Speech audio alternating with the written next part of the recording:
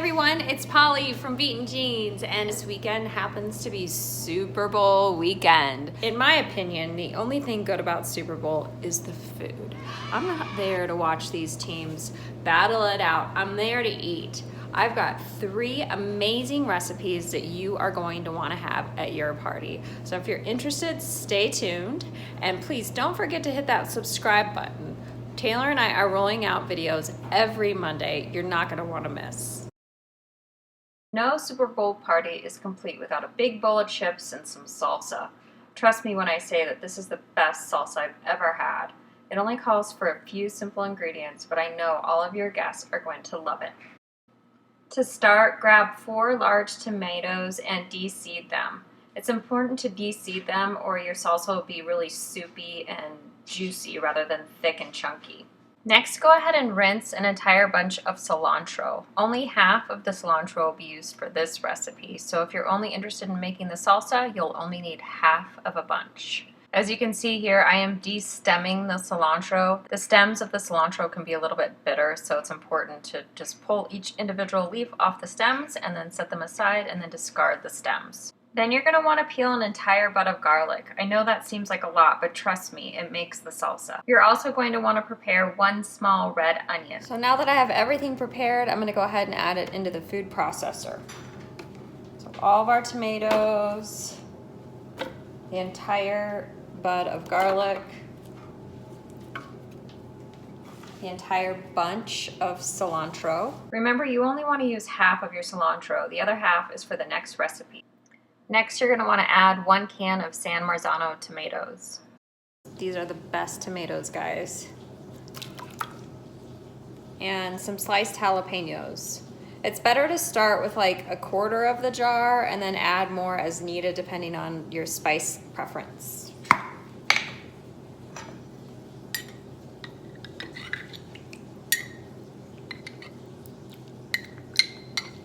We'll start with that and see how that goes. And then I'm also gonna add a teaspoon of black pepper.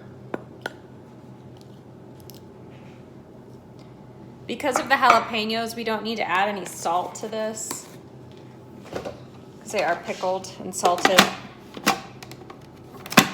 We're just gonna blend it on up.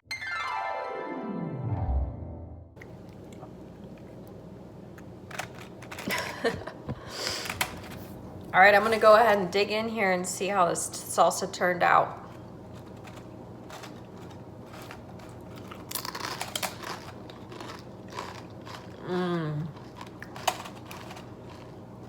That is restaurant quality. It is amazing. I guarantee you will not have any salsa left by the time your Super Bowl party is over. This is amazing. On a side note, I do like to prepare my salsa the day before I'm going to eat it, and then I store it in mason jars and put it in the refrigerator so it's nice and cold for when I want to eat it.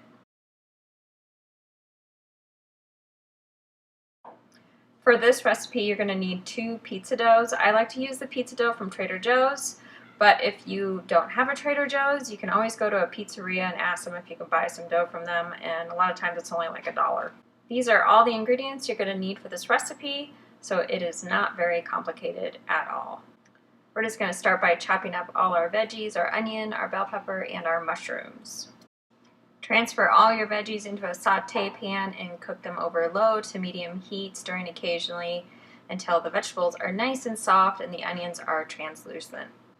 In another saute pan, you're going to want to heat up half of a soy chorizo. You're going to want to use low to medium heat as well. Just break it up and allow it to brown. So now we're going to come over to our cutting board, keeping an eye on our veggies that are on the stovetop. We're going to dice up some tomatoes and some basil for our pizza bites. We're going to have 2 different types of pizza bites. One of them is going to be tomato, basil, and mozzarella cheese. I do like the Follow Your Heart cheese the best out of all the vegan cheeses. It just has a nice melting point and it gets cheesy and gooey just like regular old-fashioned cheese. So I'm just going to cut them all up into little bits and pieces so that they'll fit nicely inside of the pizza bites. The other pizza bite's going to be these veggies and a little bit of the soy chorizo along with a little bit of the provolone Follow Your Heart cheese. So to prepare the dough, of course, I have my dough. I have a rolling pin, flour, and then I have a little ramekin that I'm gonna use to cut out my pizza bites. So you're just gonna wanna sprinkle a little bit of flour onto your surface. And we're gonna go ahead and open up the dough.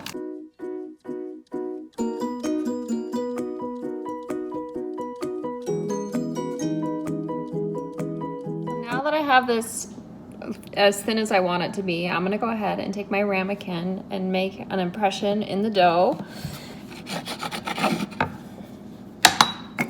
And I have my little pizza bite that I'm going to fill with my filling, and then I'm gonna fold it over like so.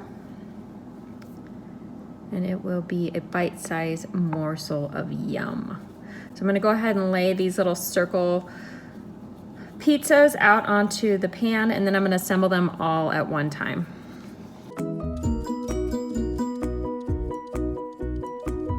Now that all of your ingredients are prepped and ready to go, it's time for the fun part, the assembly part. Stretch out your dough a little bit, making room for the ingredients to go inside of it.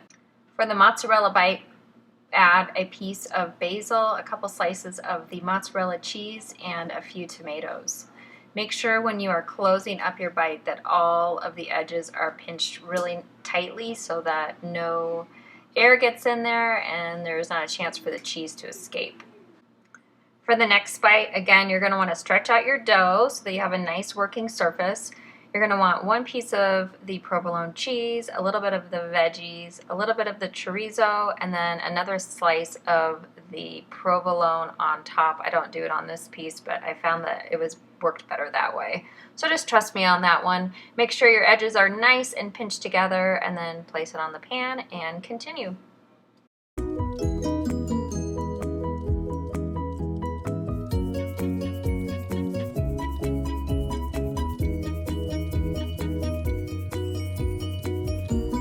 Once they're all wrapped and ready to go, place them in the oven at 475 degrees and bake them for about 20 minutes or until golden brown and the cheese is nice and bubbly and hot. Okay, I just pulled my pizza bites out of the oven. They look amazing. They smell so good, and I'm gonna dig right on in and let you guys know how they are. Got them here. Dipping them in some of this marinara sauce.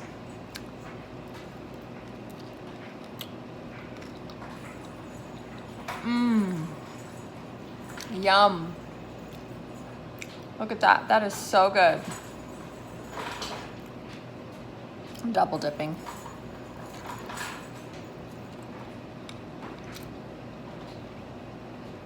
Those are going to be a hit, guys. It was a little time consuming prepping them and making them, but I think it was worth all the effort. My third and final Super Bowl recipe is my secret guacamole. You're going to need 4 avocados, some tomatoes, half of a jalapeno, the other half of your cilantro, a lime, a purple onion, and about 4 cloves of garlic. Go ahead and chop all of that up, and then add everything to a bowl, squeezing a little bit of lime over top. Then slice up your avocados. I like to slice them up inside of the peel. It makes everything less messy, and it keeps the avocado in nice, even square pieces. And you're going to mix it all up in your bowl. I should have used a larger bowl here, but oh well. And once everything is nice and mixed and combined, you're going to add your spices. You'll add a generous sprinkle of onion powder, garlic powder, salt, black pepper, and my secret ingredient, a dash of Tabasco sauce. Once everything is stirred up and well combined, it's time to dig in and enjoy. And that wraps up this 3-video series. I hope you guys enjoyed it. Remember to hit that subscribe button and turn on that notification bell so you will get notified when Taylor and I post a video. Happy Super Bowl, everyone. Bye.